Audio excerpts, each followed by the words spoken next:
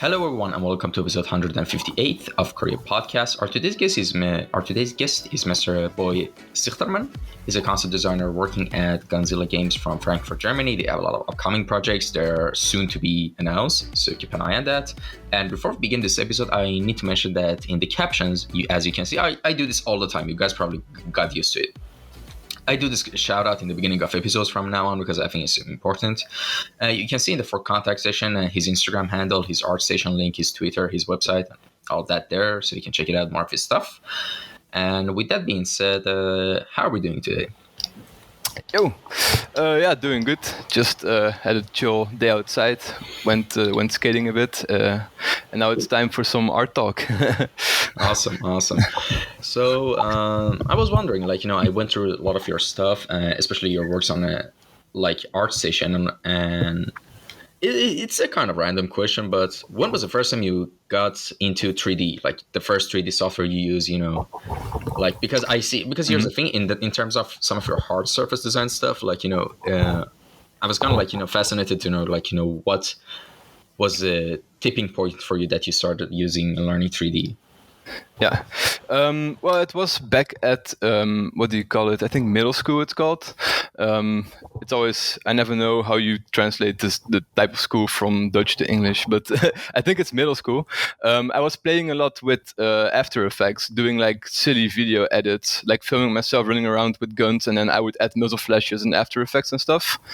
And then at some point I went a bit further and I started modeling stuff to comp in After Effects. Like I made a F-22 Raptor, for example, and I made like a little video from my bedroom when I lived with my parents, that this thing was flying over the house, and I would comp it in, and that's kind of how I started with Maya back then, and then I slowly wanted to make more things. I started making the classic AK-47, or I made a tank with like 6 barrels or something like that. Like, the first things you make when you're young and you discover 3D, I guess. And then from there, I went to art school in my hometown, which just opened up, and it basically went from there. All right, and that was the case for 3D, but what was it when what was the moment that you decided to become an artist? That you say, oh, I can do this for a living. What was the moment that made you go have that thought?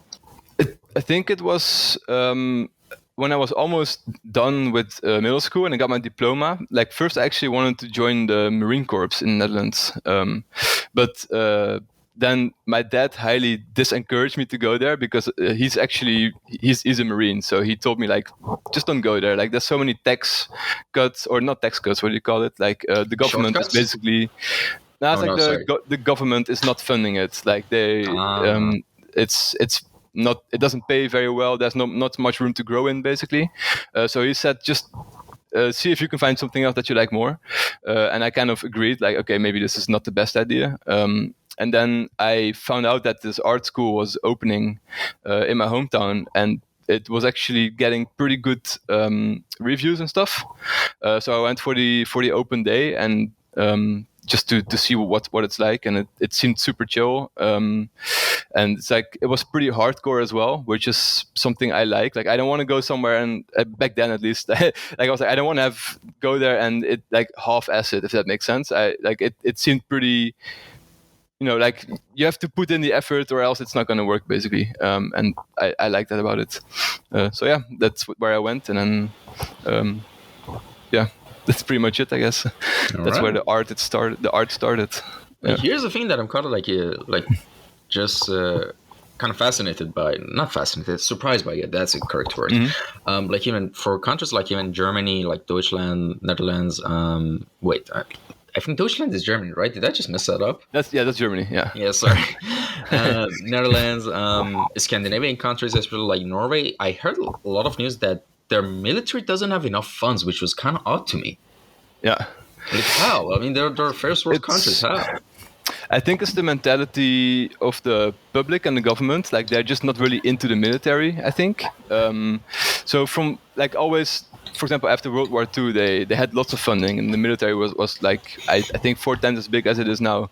And then over time, they're like, we don't need it anymore, and they start cutting and cutting and cutting until there's basically nothing left, and then something happens again, like recently happened, for example, and then the public is like, okay, we need the military again, so now they increase funding again, and it's like this cycle of we don't need it, now we need it, and we don't need it. So I think it's just like what the public opinion kind of goes towards. Interesting. I mean, I think so. I don't know. I'm not a politician or anything. I but know. Yeah. Of course. And here's the thing, like, I'm just something that's been just catching my eye. Just that's alien painting that you have like on your left. Yes. Yeah, here. Did you draw that, or what's the story behind that? No, I didn't draw it. It's from Pascal Blanche. He's I think art director. Was it at Ubisoft, I think, or something? I just found this on his ArtStation store, and I thought it was super cool. I mean, I'm obviously super into Alien. I think it's or Aliens as well. Like awesome movies, and kind of they set the stage for sci-fi as we know it today. So I just loved what this one looked like. This little painting he did, and I also got a tattoo of it as well. Actually, exactly the same one on my arm. So yeah, I just think Alien is super cool, and like the whole composition of this image he made is awesome.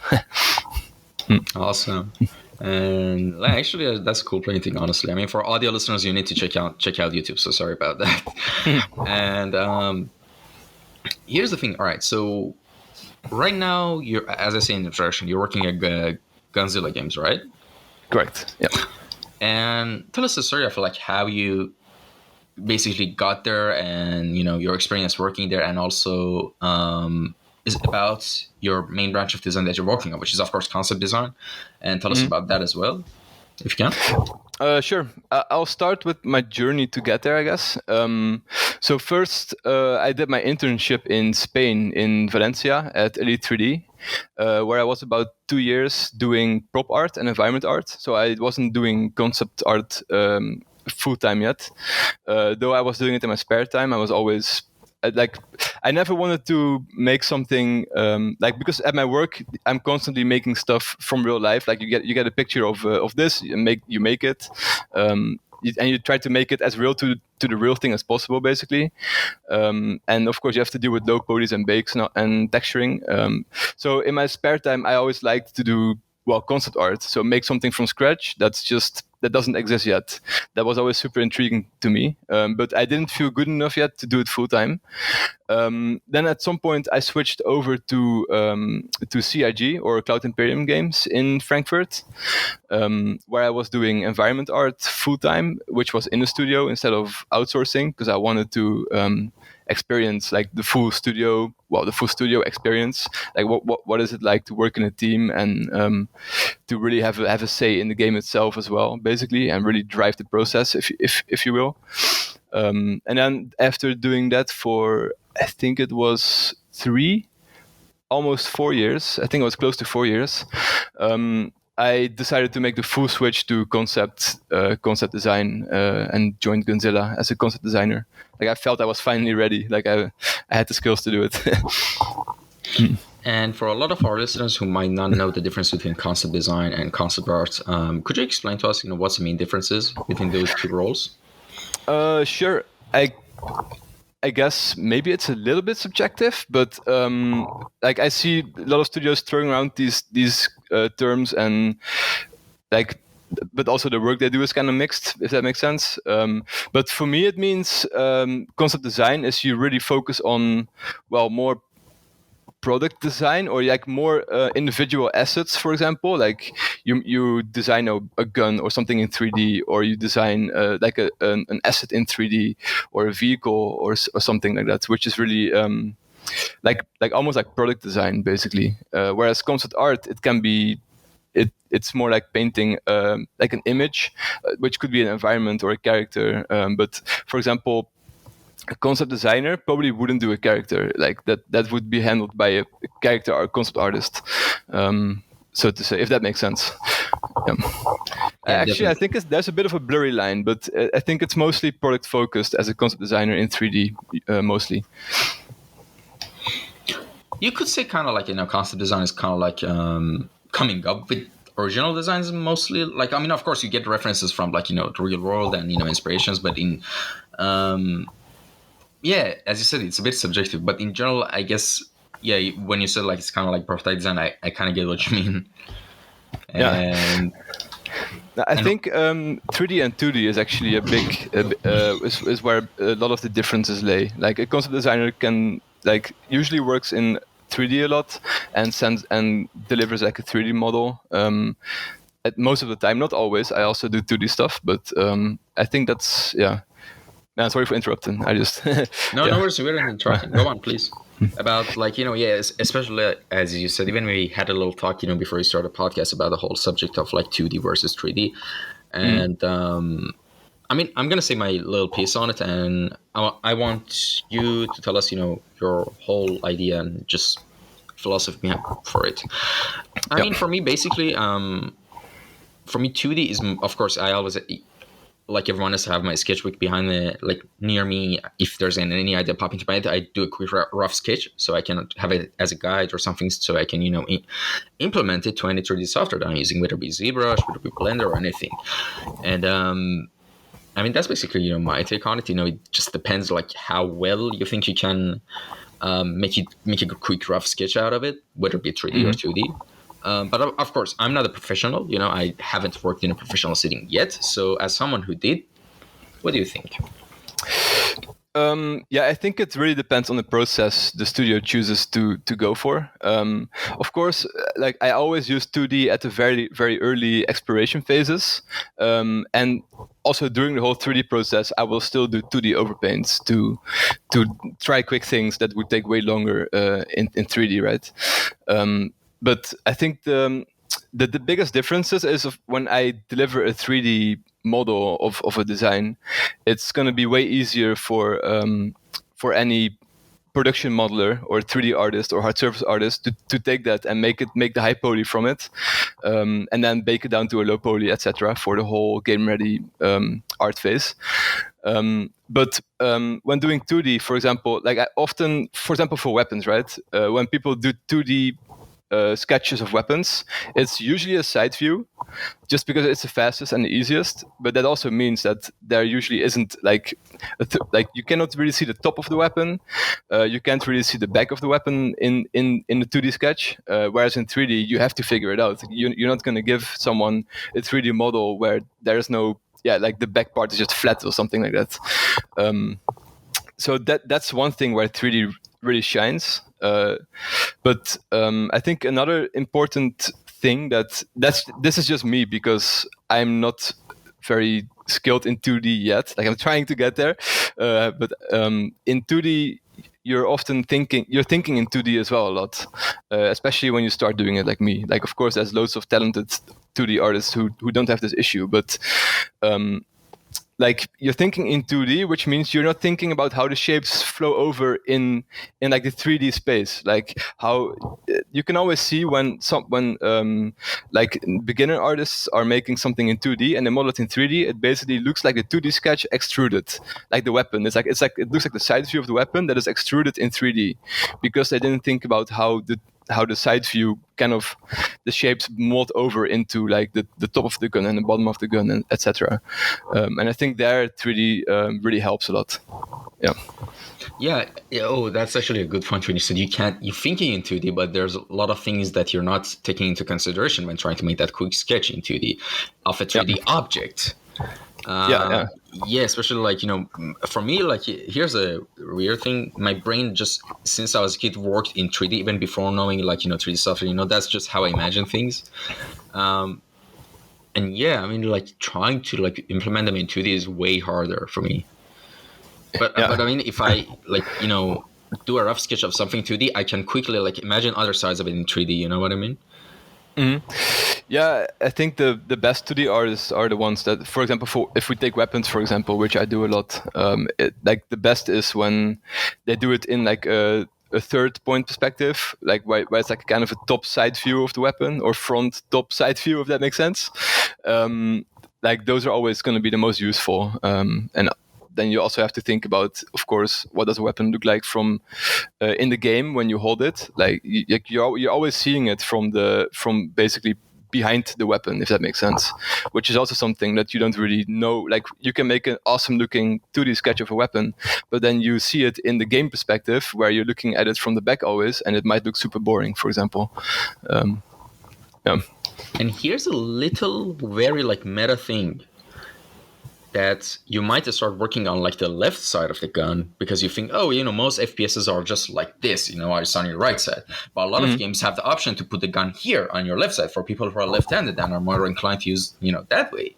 So that becomes another challenge, this is getting kind of meta, So do you make the both sides the same for the player to have the same experience, or you're going to change it, So for someone who's left-handed, they're going to see a different thing for someone, you know what I mean? Yeah, it makes it even trickier. Yeah, well, at least you can flip the 3D model very easily, so that helps. Sure. But yeah. No, but I mean, it's still kind of like decreases that sense of like not realism. No, I'm not looking for realism here. Actually, that sense of depth in like the feel of the like the world building and the storytelling. It kind of makes it kind of off if you just copy paste both sides the same, so it kind of sometimes you're forced to do a little bit of like changes, I think. I mean, it always needs to be asymmetric, of course. That's like one of the base rules for designs, I think, is never try to make something perfectly symmetric.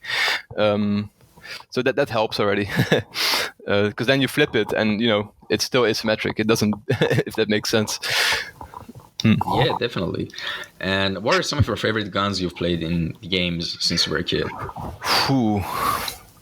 That's a tough question. I really like the weapons in Doom always, just because they feel so extremely overpowered. Like it's ridiculous, but I love that. And then combine that with the crazy metal riffs and everything. It always gives like a cool feeling when you run around with those guns. Then I think the guns in Modern Warfare are super cool. The battle royale of Call of Duty, basically, because or Warzone it's called, because they are super grounded, but they also like they look believable basically, but they're also not like the real thing. It's a very nice balance, I think, in the game. Then Half-Life Alyx, I think, or Half-Life in general, like their gun designs are super unique and interesting as well. And the sound designs especially are super good in all the Half-Life games, super recognizable. So I guess those are like my top 3 maybe. Yeah. Interesting. For me, Wolfenstein was cool as well, actually. Oh yeah, Wolfenstein, definitely. One of the first persons I played was Serious Sam: The First Encounter. I don't know if you played that. It's from a Serbian team called Crow Team, something like that. Yeah. And like their minigun, I just love the minigun. I still love minigun as a gun. Like since I was a kid, I was just one of my dreams is to one day fire a minigun. Honestly, like I love it. It's so cool. Yeah, that's awesome. Yeah. And another thing was like the games in the very old FPSs. Not, I mean, very old for my standard is not actual very old. It's like early 2000s FPS. It's like there was a game called IGI, and like I just love the graphic of it, like how the character like hold the grenade, or I don't know, just a simple MP5 or something. There's some sort of simplicity to the models back then. I mean, because you were forced to do like simple models because the graphics were so as complex as right now. But I think there's a line between like how complex you should make your piece versus like how yet simple it should be, to have that kind of appeal. And because I think that's one of the big challenges right now in design when I see like top AAA projects, sometimes the games they make. Yeah, it's an interesting discussion actually. I think like something that I learned over the last few years a lot is that it's really easy to make something super detailed, but it gets really hard to make something look nice that's like super under detailed basically. Like then you get into the product design territory where like websites like Le Manouche or something like that, where it's like all very minimalistic soft shapes, but very well executed. Like that's kind of what I'm striving for now, is being able to do that type of stuff. Which is that, now I'm kind of derailing it, but it's because you were talking about the details versus well, I guess more like implementation versus just really cool looking models. Like if something is very well implemented, that's actually more important than having a really detailed model in the game, for example, which is again a different topic, I guess. But which are both interesting to talk about. Like, I guess what you mean is mostly when you have a very detailed, or not detailed weapon, but like back in the days, it wasn't so much about having the sickest looking gun, but they focus more on how does it handle in the game, like what animations it has, and how does the design play together with sound and stuff like that. Or did you mostly mean just that they were less detailed? No, I mean, like the thing is, like as you said, like in before, like 20, for example, 20 years ago, they weren't so concerned with oh, does it look like the best gun right now that's out there? No, they were like, all right, does it make the game crash or not? Does it work? Yeah. And like kind of like unintentionally, their design like principle tend like just gravitated towards like being more simplistic, being more minimalistic, baking the textures as much as possible, like not just using normal maps for everything instead of like just making more polygons in a model or something like that. And for me personally, some of those games, and I'm not saying because of nostalgia or because of a kid, but honestly, even right now when I play back some of them, they're kind of more enjoyable. They're kind of like feel like cozier in a sense when you see it as an experience of a video game.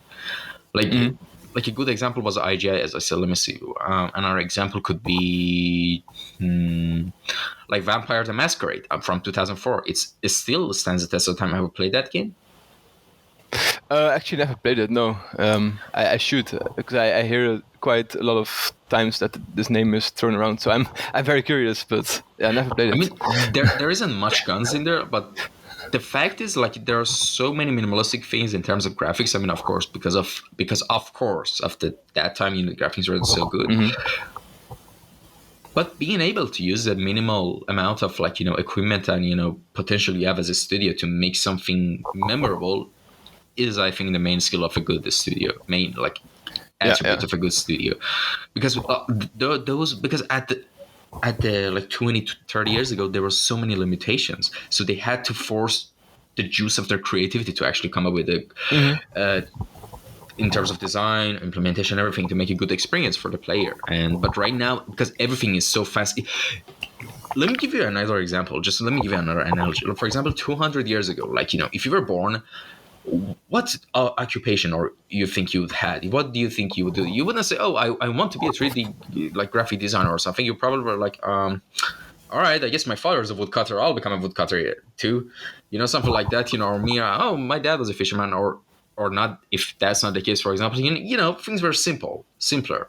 I mean, the options were much less. That's the problem. And now, because of like so many options we have in everything. Like, for example, go to a supermarket, you want to buy ketchup. There's like 40 kinds of ketchup, and you're kind of like, what do I do? So you just look at the prices and you're like, I get cheap as well or something like that. But you get the point. Like, right now, because of the studios, there's so many good softwares, there's so many plugins, add-ons, there's so many things you can do right now that you're kind of crippled, but what should I do? But for example, like 20, 30 years ago, for example, you want to assemble a team. There weren't much people who were like, in 90s, for example, I want to work in video game industry. That was the number at the time was so low because the future and industry wasn't as developed as it is today. So you, for example, gather 3 of your friends, all right? You're the programmer and you have an idea and you only have one art guy in your team. And that one art guy, all right, has a certain style. I mean, of course, every artist has a style. And that style becomes a signature of the game.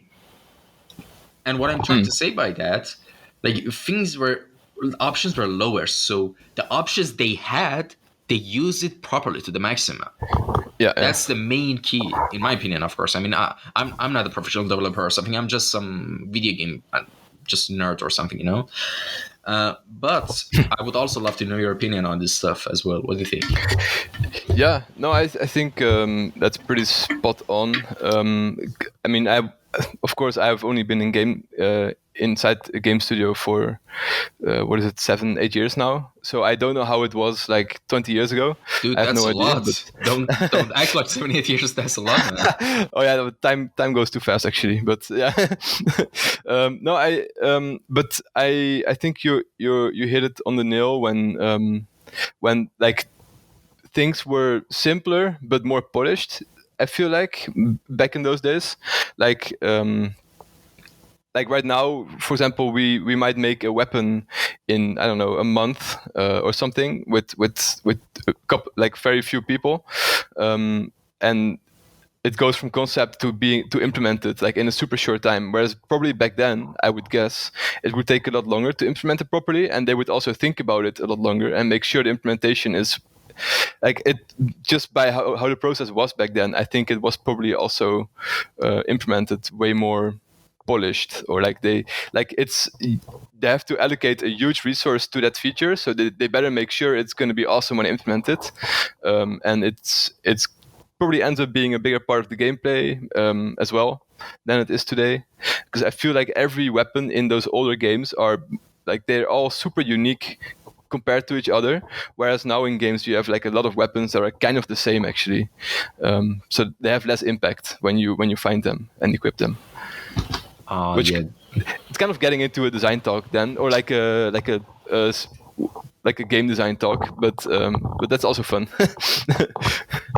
Yeah, definitely. And like there was like, even little things like the ammo boxes in games. I'm kind of sick that there isn't much unique ammo boxes. I know this is kind of like so meta and niche what I'm talking about. Most ammo boxes in every game that I see are just the most generic things, and I'm not just ammo boxes. A lot of little things that if you show a little love and affection to it, it could actually make it more lasting and like signature. For example, Hitman 1. Have you played Hitman? The first Hitman. I think I did, but that was probably super young as well back then, so I don't remember that much about it. Hitman 2, 3, 4, but about Hitman 1, here's the thing. In 3 months, I'll be 25 years old, all right? And the time I played like Hitman, I was probably like 6, 7, all right? Yeah. And here's the thing. At the time, when I was a kid, when I used to play the game, I was always rushing to get ammo, all right? Because because the ammo is not so much in the game, because it's kind of like a stealth assassination type of game, So here's the thing. Every type of ammo had for example, I distinctly remember the shotgun rounds, I think, had a little bright red stripe on them, and like the normal 9mm handgun, Beretta, Colt Beretta, something like that, had like a blue stripe on it, and they were like signature like that, and I still remember it, and even like here's the thing. Oh, another thing, like the med packs in the old Battlefield. Oh. Yeah, like what's the green bag with the white circle, red thing. Yeah. That's kind of inspired by the med bags of medics in World War II or One, I think, because the design is from them. And like whenever I see like that kind of like pattern, like red, white circle and just red thing with that ruggedy leathery texture on it, and my brain can't help but go to like kind of get happy, because I'm like, oh, I'm nostalgic. Yeah, but I mean, aside from the nostalgic factor, but simple design but yet effective. Right now, see from the last couple of top AAA games that you played, like for example, Call of Duties. I don't know, I haven't played new Call of Duties, right? How many designs of ammo boxes you remember? They probably hire someone to like design like a certain ammo like in 3D and just make it an asset, but the guy probably puts a lot of love and effort into it, but the whole design trend is kind of, I think that they're missing that kind of like, I don't know, that factor that made those things memorable.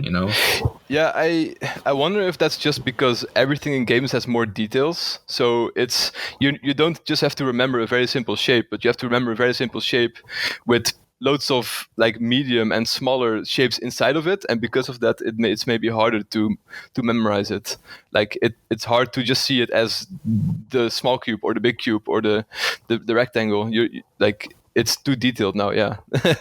I mean, maybe it's not too detailed, but it has less of an impact because it is just more detailed nowadays. Something like that. Yeah, and another thing is like, for example, I think like for example, Fallout. Have you played Fallout games? Yeah, I love them. Yeah, 3 Yeah, and New Vegas and 4. nice. Yeah. New Vegas was actually in my top three favorite games of all time. And Yeah. for example, the laser rifle, all right? Mhm. The whole gun, like the reload animation is kind of different. It's like you take a bulb and you just put it there and you just reload it. It's unique, you know. It kind of Mhm. feels that way. Now, right now, if I was in charge, like for example, like redesigning the whole thing with the laser rifle, I would have probably like worked on the whole shape of the like the thing that you basically the battery thing that you put in the gun to make it kind of more round and the whole thing kind of whole. And every time the animation should do, the guy probably like tosses it around in the air and then packs it. I think Battlefield reloads are kind of like that, right? Yeah, yeah. I think Battlefield they have a lot of cool reloads. They have like 5 different ones or something per gun. I'm not sure on That's the number, awesome. but they also have secret reloads that have like a super small chance of happening, which are really hilarious sometimes. I like those type of details. Yeah, I think that thing I love that kind of attention to detail to games, and I think those little things makes the games for me more memorable. For example, Valorant. Yeah, Have you yeah. have you played Valorant? Yeah, not that much actually, but But a little. yeah, yeah. And I here's the think so thing. actually. Yeah. All right, but do you like one of the things that I love in Valorant, like when before the round you just go around with knife and just punching everything with the knife, basically. Sometimes out of boredom for the round to start. Yeah, like pre-round Yeah, boredness. yeah, exactly. And here's the thing: not every single there. It's not that super detailed, but I love the attention to detail. For example, if you just hit a metal, it makes a clank sound. If you hit a wood, it makes it like a wood hitting sound. If you hit like a just dry cement wall, like I love that. Honestly, Yeah. like when you shoot water, it should do splash. But for example, all of the stuff I'm saying are gone from like a game like Cyberpunk 2077, which is another topic, of course, and our big topic. But in Yeah, yeah. general, like that type of another example I could give is actually I was just watching Ponyo, that movie from Studio Ghibli. Probably have you watched that? Which one from them? Ponyo. Ponyo. No, I think I've only seen 3 movies of them. Because I only recently started watching all of them, and I went Same through actually. 3. Yeah, that's so amazing. But Yeah. I don't think I've seen Ponyo yet. No. Like there was a scene where the boy was trying to make noodles. All right, I'm just gonna say this.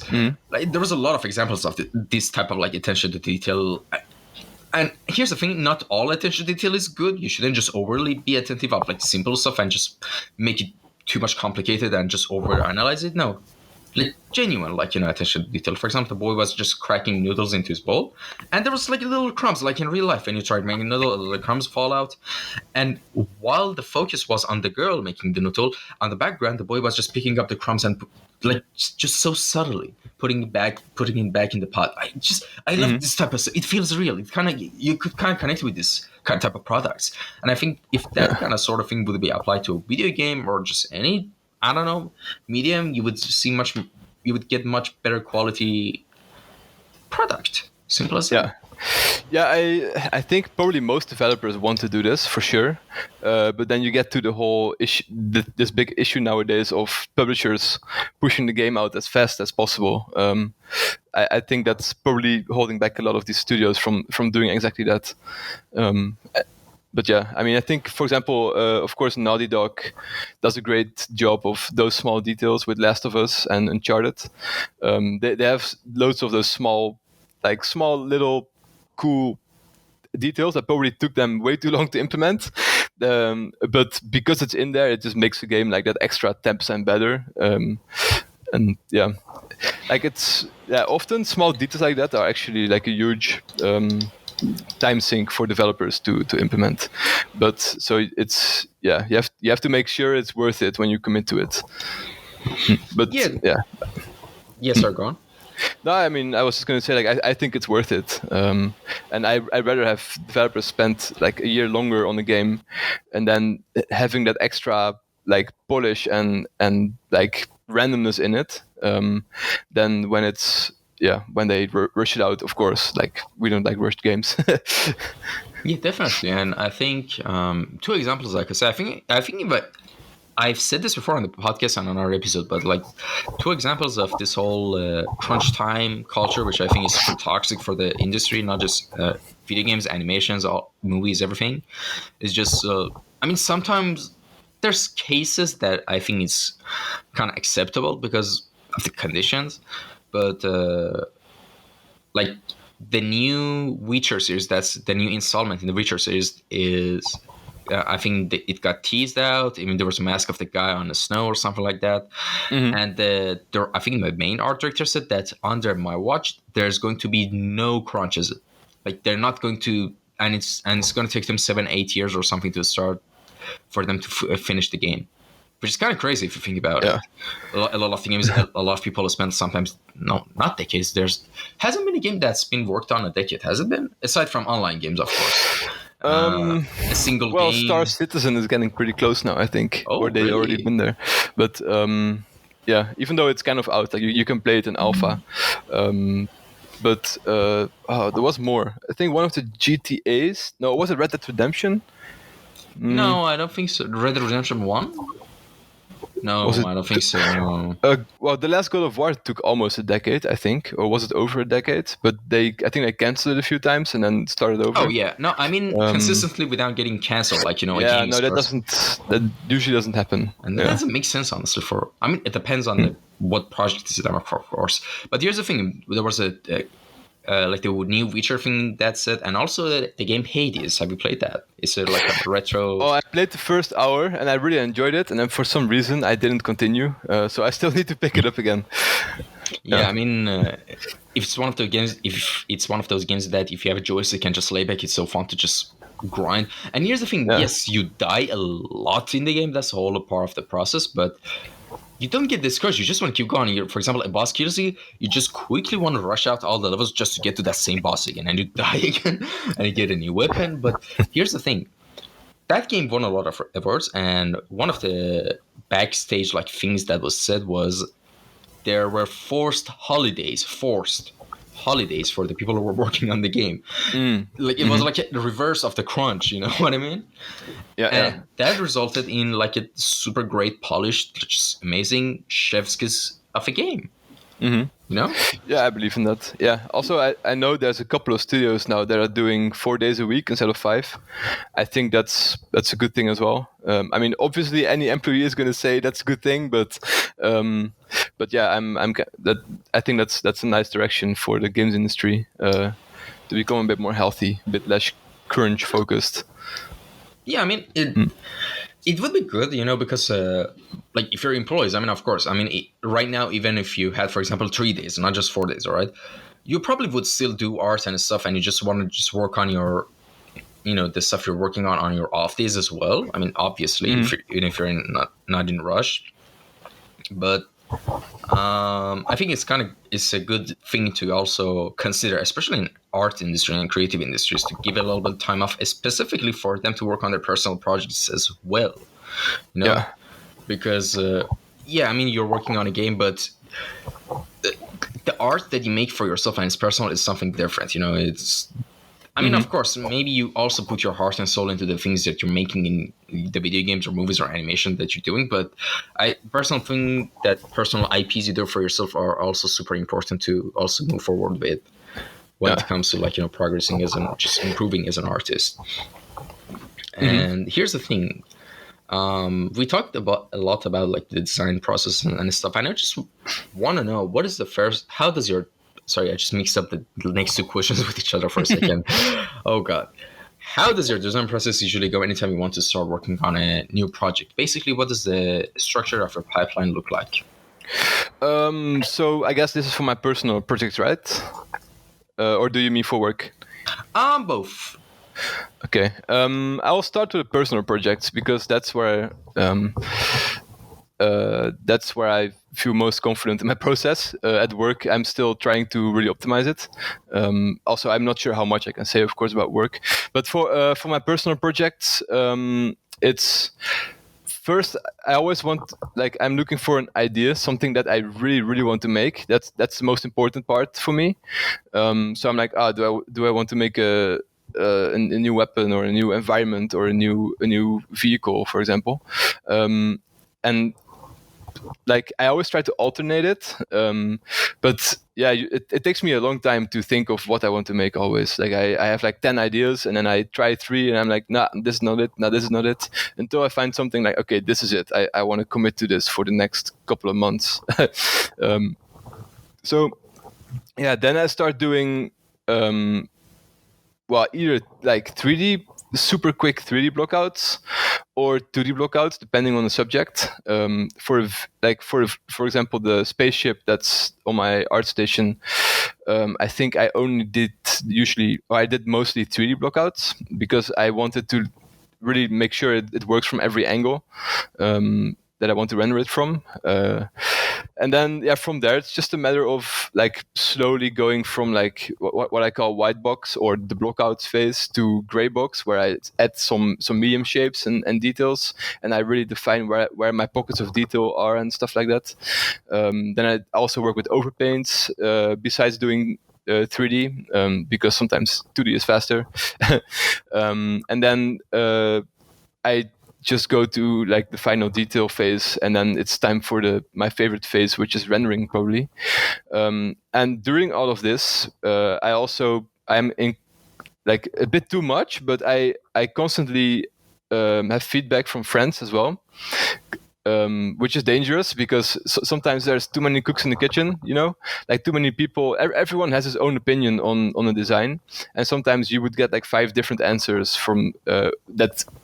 Like try to pull your direction in 5 different, pull your concept into 5 different directions, and then you have to kind of pick yourself. Like, okay, what do I want to do? What do I not want to do? But I think asking for feedback a lot is actually it's really important. And now I need to drink. Yeah, no worries. Cheers, man. Yo, all right. Yeah, no, that's pretty much it. So yeah, I think the rendering is actually probably my favorite phase out of everything, because it's like when you make the model shine, you're just not thinking about designing anymore, you're just thinking about presentation, and I always really enjoy that. And I was just wondering, for texturing, what software do you recommend just in general for 3D? If it's for game ready stuff,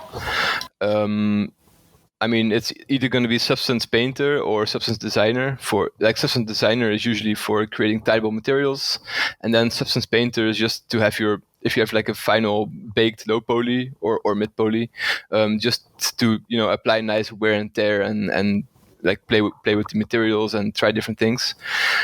If it's for concept design, I usually don't really texture my stuff. It's all procedural based inside Octane. I'm a big fan of Octane. I know there's a lot of other great software, but it's just the one I chose.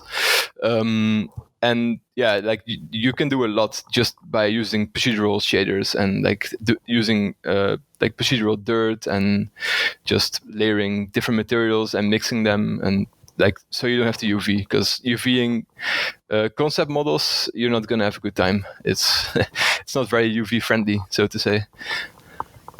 Yeah, and here's the thing. I know that, I mean, based on like what the whole of a studio, what a studio's choice of like software is. Like, for example, maybe a studio is working with Maya, a studio is working with 3ds Max mostly. I mean, of course, most studios do use them hybridly. I know that, but the thing is, like, about Blender, have you seen, or maybe does at Gunzilla, people also use Blender as well as main tool, or?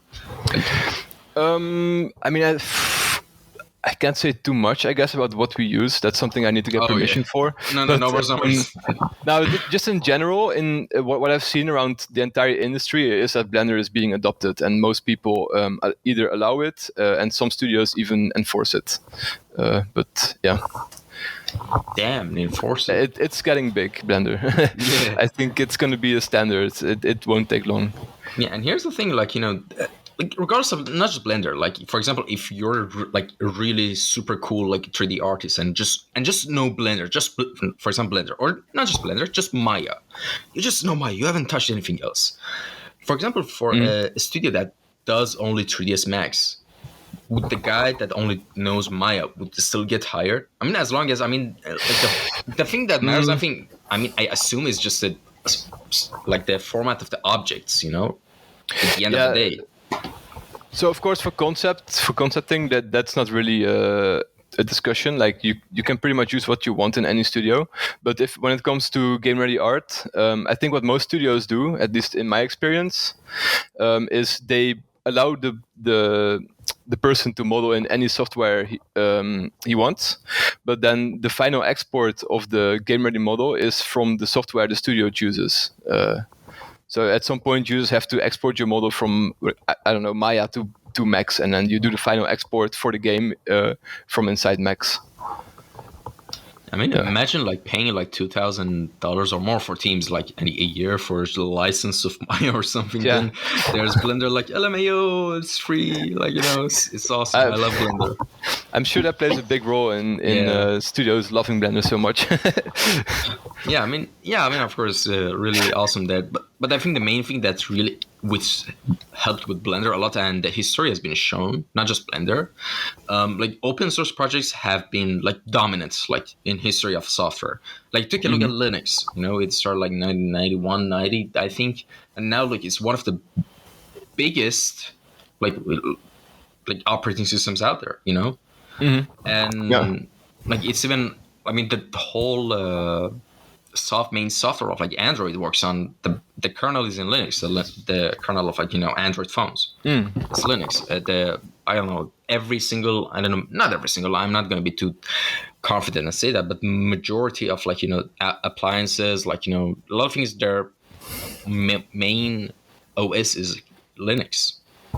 And the only reason that it grows so much, and there's so many like, you know, different variety to it, is because it's open source, you know. And it's the same with Blender. Blender is open source. There's so many cool add-ons. There's just so much to do with Blender. It's insane, like honestly. And the thing is that even one of my friends is just learning Maya, and I'm the Blender guy in our group, and basically I found out like in Maya you don't have modifiers like in Blender. I was like, damn, it should be so hard there. But yeah. I like that from Maya when I was using it. It's weird, but I enjoyed that. Yeah, I mean, everything's different. They all have their like strengths and weaknesses. But a crazy thing for me was, I think when I mentioned in another episode, is that Blender was used in the creation of the second Spider-Man movie back in like 17, 18 years ago. Like it was one of the main for keyframes and stuff like that. Like, imagine that for a second. Oh, that's crazy. Yeah, back then it was basically non-existent almost, I think. Yeah. Yeah, barely anyone knew that. Yeah. And that's cool.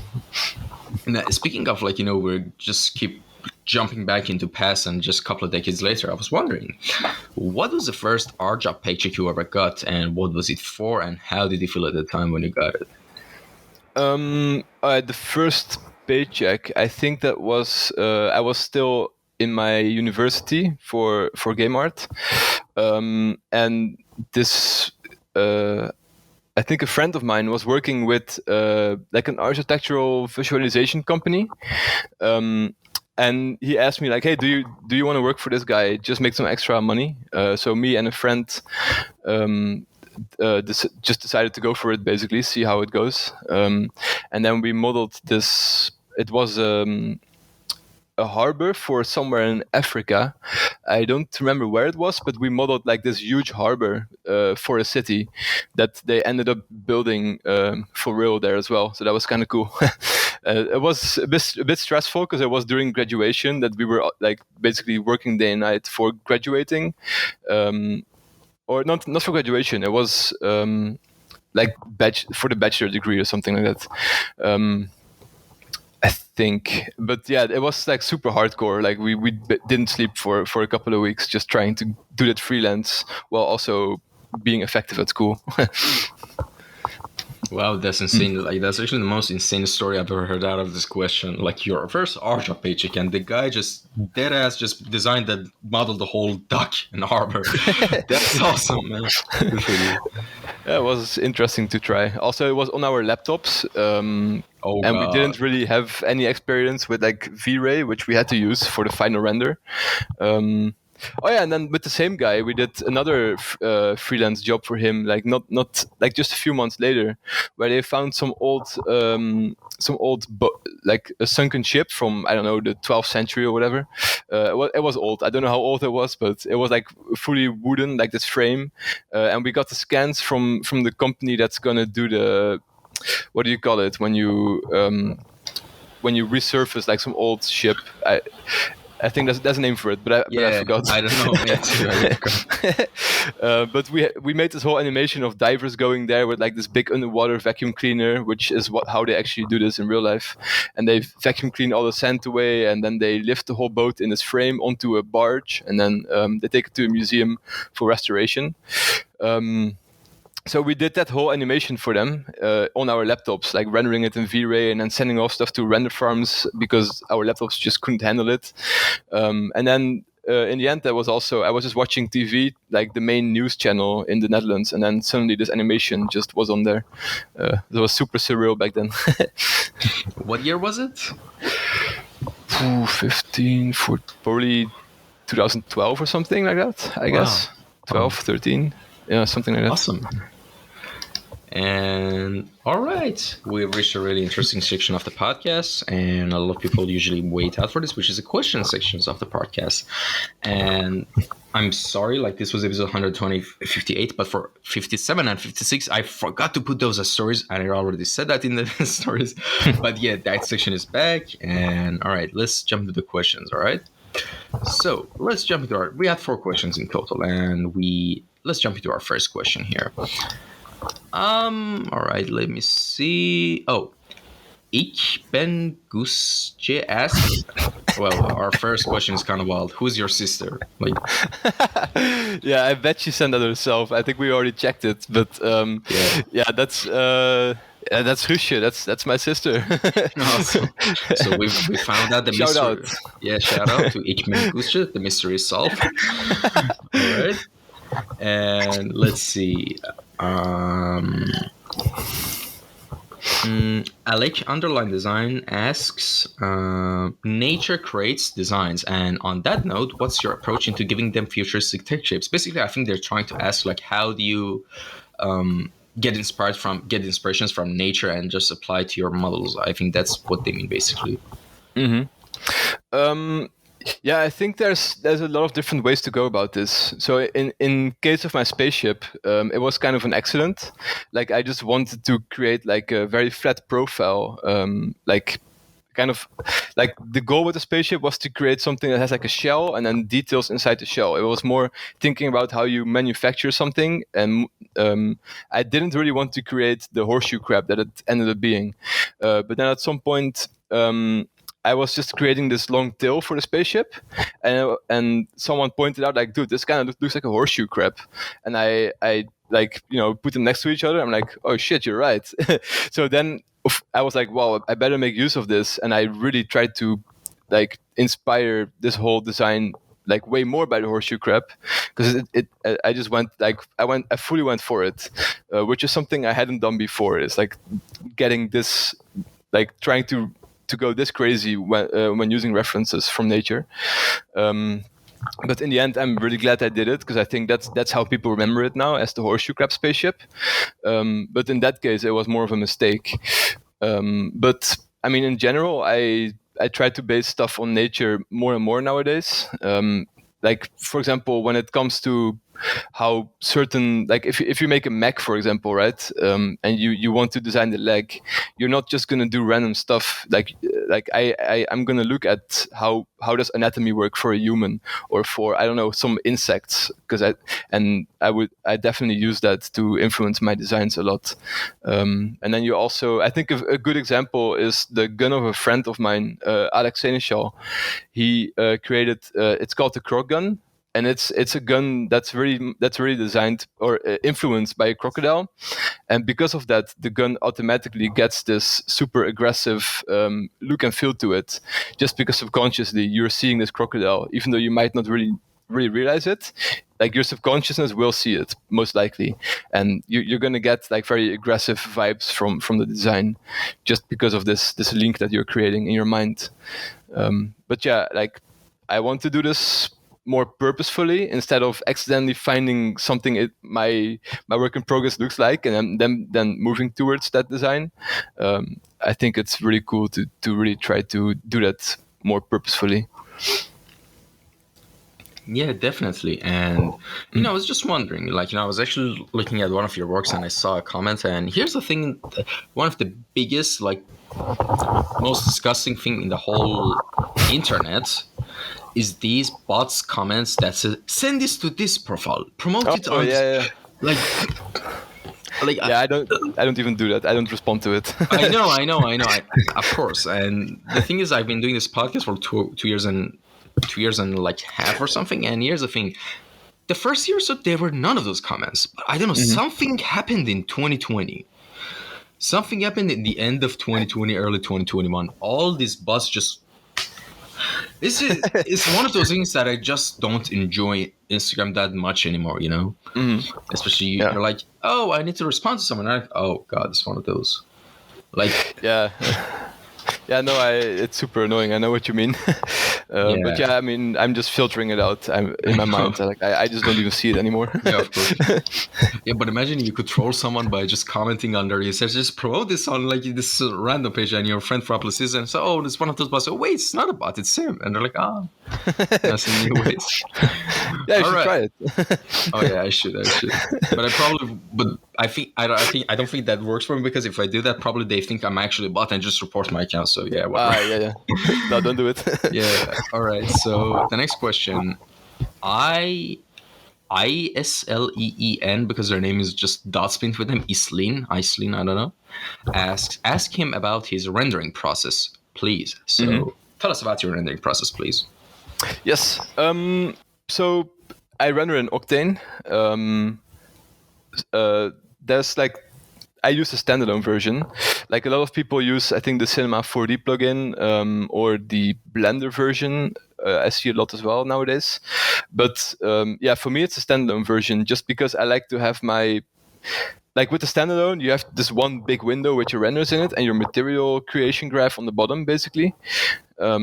Whereas if I use it inside Max or Maya or Blender, it's always this shuffling between windows, opening other windows for your render settings, and then you have to close that, and then you have to open your shading view to do your materials. And I just like to have everything in one place, which the standalone does really well, I think.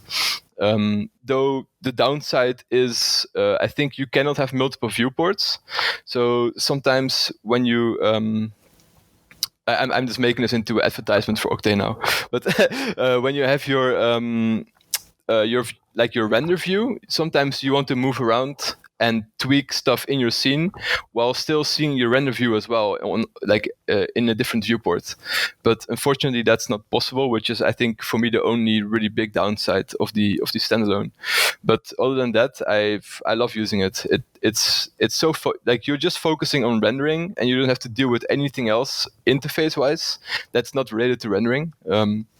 Which keeps me really focused. And yeah, so yeah, that's Octane. And then what I always do is I start doing my base materials, nothing too fancy, and I just throw in a quick HDRI to find some decent lighting, and then I go in and I tweak the lighting for each separate shot that I make for my portfolio. I just I place these light planes around and I try to highlight all the different edges and the backlights, and then I just spend a long time tweaking that until I'm happy with what I have. All right, awesome. And last but not least, the last question. Internet surf Faya or Faja, I'm sorry if I mispronounced your name, asks, where does he get his inspiration mostly? Movie, anime, machines, etc.? It's mostly just looking at real world references nowadays. Like I have Pinterest, or it's this new thing called, I have it open here. It's called Save, Savee, which you can import your Pinterest library. And it's basically, it presents it way nicer than Pinterest itself, I think. But yeah, I just have loads of images of real world mechanics, military vehicles, just random random greeble stuff from machines. That's usually what I try to use now. So I don't really look at movies or other artworks that much anymore. I think at some point it's better to just look at, well, depending on the art you're making. But in my case, I make more grounded stuff. So I try to look at real world machinery and how is stuff manufactured and stuff like that. And yeah, also there's one Pinterest page that I love. It's called Film Designer, and this guy has like the biggest, most insane collection of ref that I've ever seen.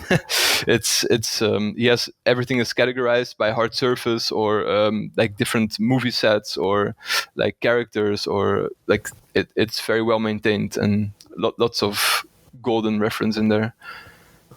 All right, I'll personally check them out as well because I'm kind of interested. And all right, so here's an interesting question, which is, who are your favorite artists and designers that have inspired you the most? Okay. Well, I'm gonna start with the cliche, which probably most people say, but I mean, he's so good that I always have to mention it, and that's Vitaly Bogorov. I just love his stuff, and also just if I hear him talk in any podcast or whatever, I always get super inspired just by how dedicated he is to his craft. He's like, it's kind of cringy, but I always say the David Goggins of 3D.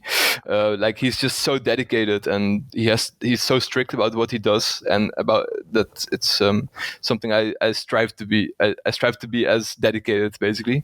Even though I'm kind of chilling the last few months, I need a bit of a break after the spaceship.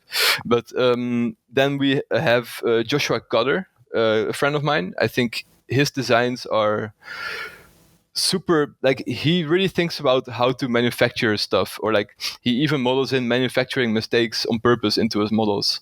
And he thinks about material, like sheet metal looks like sheet metal, and like molded plastics really look like molded plastics when he designs stuff. And that's something I love, and I think he does super well. And there's a lot to learn in that area, I think. Then we have Alex Seneschal, a friend of mine as well, who, I mean, he kind of set the bar for gun design and detail, even though it's not my style. It's not, I would never try to create stuff like that. It's more it goes more into the like very smooth curves and kind of like the Halo art style, basically. I hope I'm not offending him now when I say this, but I know he loves Halo, so it's probably fine. Yeah, I love that stuff, and you can see like there's a lot of people now who basically took what he did and are applying their own twist to it. And other than that, I mean, there's loads of artists I like, but I would say those are the big three for me. All right, awesome. And well, let's take a little break from all these art questions, and I want to ask you something. Aside from art, what other hobbies and other like art, non-art goals do you have? Like not just goals, hobbies and goals, and just aspirations, all that stuff. Mm-hmm. So if you would have asked this question like, 7 years ago, I would say like, not much. I just like doing art a lot. But then at some point I realized like, okay, I should probably, start doing stuff besides just sitting by my PC and grinding all day. So then I started picking up some hobbies. So currently I'm skateboarding a lot. Which I used to do like maybe 15 years ago, and then I stopped, but now I'm picking it up again, and I'm really enjoying just being outside and getting better at it. I feel like it's pretty similar to art, where like getting better at skateboarding is kind of the same as getting better at art. Like you have to really think about you pick one thing and you want to get better at it, and you start practicing that for like a week straight. So yeah, that's what I'm doing a lot. Then bouldering, I'm really into that lately, which is, for those who don't know what it is, bouldering is basically climbing without a rope and less high, so you don't so you basically survive the fall. I think the walls are like 4 meters high at max usually, and then it's like super short, intense routes of climbing that I try to do like I go twice a week now, and like, I don't know. I always get lots of energy just by doing it, even though you use a lot of energy. Like I get home and I'm hyped and I'm psyched to do art, for example. So that really helps with that. Then music. I recently got into DJing a bit, so I got 2 turntables, and then I try to, I want to learn how to mix techno, for example. I'm really into techno, so I try to buy lots of vinyl, and I'm learning how to mix over without it sounding like shit, basically. And then finally, let's see, music, windsurfing. I'm also really into that, which it's underrated, I think. I almost never meet people who windsurf, and I think more people should try it, because it's, first of all, super humbling. Like, it's extremely hard to, well, not extremely hard, but it's really hard to get good enough to enjoy it a lot, where it gets exciting. Because of course it gets exciting when you start learning to go fast and jump and stuff, and to get to that point is like a proper journey of just falling and misery and lots of swimming, and I recommend people to give it a go. Just get a personal, or do some classes for a while and see if you like it. And it also, you have to travel for it, which is also a bonus, I guess, because you get to see a lot of new areas of wherever you live or wherever you travel to. Yeah, that's pretty much it. Right, and of course, I mean, it was kind of obvious from the start. Like on the camera behind your back, we can see like that sort of finger hole thing on your bed. Top of your bed. Finger strength. Yeah. And do you also use that on the thing for top for pull-ups? The thing. Yeah, it has like on the top you can grab over it basically, and then you can also do pull-ups. So especially when Corona started, the climbing gyms closed, and I was like, okay, I don't want to lose all my grip strength and just upper body strength in general. So I just bought that thing. So every day during lunch break or whatever, I would just hang there. Awesome, man. Awesome. And well, all right, we've reached the final section of the podcast, which is called Final Boards. And let me explain what that means. Basically, imagine you have like a short amount of time, and in that window of opportunity, you could say anything from yourself as a human to another human being. And who's that another human being? That another human being is every single person who's listening to this podcast at any point in the future. In that case, what do you have to say? Okay, that's a tough question. I will think about this. I would say, okay, there's this one quote that I heard. I was watching Book of Boba Fett, the new series on Disney Plus. I wasn't that much into it, but then I always just keep watching it anyway. Even the most shitty show I would never enjoy. If I started, I would probably still finish it. But this was pretty okay. I enjoyed it. But there was this one quote in it that I thought was super cool, and that really hit me. And it was repetition without insight leads to the same outcome. And I thought that was super cool, because like there's this whole rule in the industry about 10,000 hours. Like if you spend 10,000 hours on something, you're gonna master it. But I think just doing the same thing for 10,000 hours and not thinking about why stuff works or doesn't work, or why certain things are better than other things, or why you're like think about your process or how you get to certain results. You need to not just do it. You need to also, when you're done with it, go back and think about what went well and what didn't go well, and think about your process and what's improving, or what can you do better than last time. Therefore the quote, repetition without insight leads to the same outcome. I think that's very true. So don't just keep making art and doing the same thing all the time. You will get better. Like, of course, you're building up a shape library in your head, and you'll get faster at, like, you get hotkeys and stuff like that, and you're gonna get faster. But you're gonna have so much more benefit from everything if you like write down what goes well, write down what doesn't work, really think about what you're doing and don't just do it, if that makes sense. There's a lot of things that I think are super wrong, but are so super common in the whole culture of like motivation and everything. One of those things is what you said, that put 10,000 hours to become master. No. Even maybe even 100 hours with like good insight and like good mindset and a goal is even much more effective than just 10,000 hours of just blah blahing. Like you could just, for example, draw circles and lines and triangles and all the basic shapes, for for a year consistently, but that doesn't make you a good designer or artist, And another one is, I think, is there are people who are hardcore on just doing something every day, like like working out every day, even if you're injured. You should do it every day. Like, no. Like, I mean, here's the thing. I know there are a lot of people at the very top of their fields who say that, because, I mean, of course, people wouldn't listen to like a guy like me who hasn't achieved much, like basically nothing, let's be honest, but compared to someone who's like a world champion or something like that. But honestly, like, here's what I found. When I go deep into something and I practice a lot every day, being consistent and disciplined, I feel like I hit a plateau sometimes. We always do. We hit plateaus and everything. And here's the thing. Sometimes taking a break from it, not just physically, but mentally as well. Go do something else. And come back a week later. See the magic happen. Your plateau is gone. And here's it goes against what those like top motivators and just hardcore guys say. And for a long time, I used to have that type of mentality. I mean, it's good because mostly people are lazy. I mean, I'm lazy. I mean, we are all to some extent.